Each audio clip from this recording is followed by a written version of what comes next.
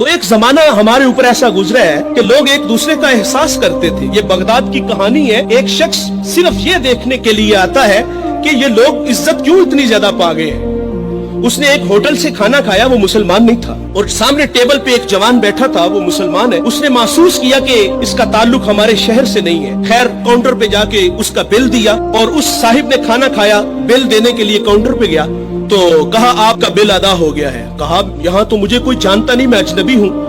کہا ایسے ہی ہے, ایک مسلمان تھا اور اس نے آپ کا بل دیا اور چلا گیا. رکا اس لیے نہیں کہ آپ شکریہ کے لیے آگے بڑھیں گے, تو اس نے یہ بھی اپنے لیے مناسب نہیں سمجھا کہیں یہ نفس کی غذا نہ بن جائے. وہ اس بات سے متاثر ہوا. پھر ایک دکان پہ گیا, اسے کوئی چیز چاہیے تھی. جب دکان پہ گیا تو اس نے کہا یہ چیز مجھے چاہیے, قیمت طے ہوئی. تو دکاندار پتہ کیا کہتا ہے, وہ کہتا ہے بھائی اسی معیار کی اسی قیمت میں وہ جو سامنے دکان ہے, اگر یہ چیز تم اس سے خرید لو تو تمہیں کوئی اس پہ اعتراض تو نہیں. کہا مجھے چیز چاہیے. وہ سامنے دکان پہ گیا, اس نے وہ چیز خریدی, خرید کے جانے لگا. لیکن یہ تجسس تھا, اس نے ایسا مجھے کیوں کہا, یہ خود بھی تو نفع لے سکتا تھا, فائدہ تو اسے بھی ہو سکتا تھا, لیکن اس نے مجھے اس کے پاس کیوں بھیجا. دوبارہ پھر پلٹتا ہے اور آ کے کہتا ہے بھائی وہی معیار ہے, وہی قیمت ہے, لیکن اس کے پاس بھیجنے کا مقصد کیا تھا تیرا.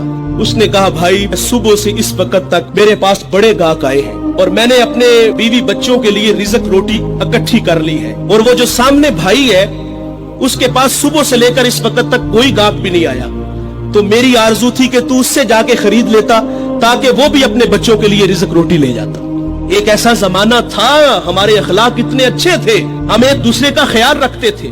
آج تو ذلیل کرتے ہیں. تو حضرت عمر رضی اللہ تعالیٰ عنہ کے پاس ایک مقدمہ آیا بڑا عجیب سا. ایک صاحب نے زمین خریدی اور ایک نے بیچی. جس نے زمین خریدی اس نے ہل چلایا تو اس سے خزانہ نکلا, اور وہ خزانہ لے کے جس سے خریدی ہے اس کے پاس آ گیا اور آگے کہتا ہے کہ بھائی میں نے زمین خریدی ہے, زمین کے پیسے دیے ہیں, اس خزانے کے پیسے نہیں دیے, یہ آپ مجھ سے لے لو. اور جس نے بیچی ہے وہ کہتا ہے بھائی یہ تمہارے مقدر, یہ میں نہیں لوں گا, یہ تمہارے ہی ہے. ان کا آپس میں تنازع ہوا, حضرت عمر کے پاس آ گئے. وہ دے رہا ہے, وہ لے نہیں رہا. آج بھائی بھائی 1 انچ پہ ایک دوسرے کو قتل کر رہے ہیں. آج 1 انچ پہ بھائی جیونا مرنا ختم کر رہے ہیں اپنے بھائی سے. اپنی اولادوں کو بھی نصیحت کر کے جاتے کہ چچا کو منہ نہیں لگانا. اور ادھر کیا ہے جو رسول اللہ نے اخوت کا درس دیا تھا ان قوم کو, ان لوگوں کو, اور وہ کتنے اچھے لوگ ہیں, وہ خزانہ دے رہے, وہ لے نہیں رہا. حضرت عمر رضی اللہ تعالیٰ عنہ کے پاس فیصلہ آیا تو آپ نے فرمایا تم دونوں صاحب اولاد ہو. کہا ہاں.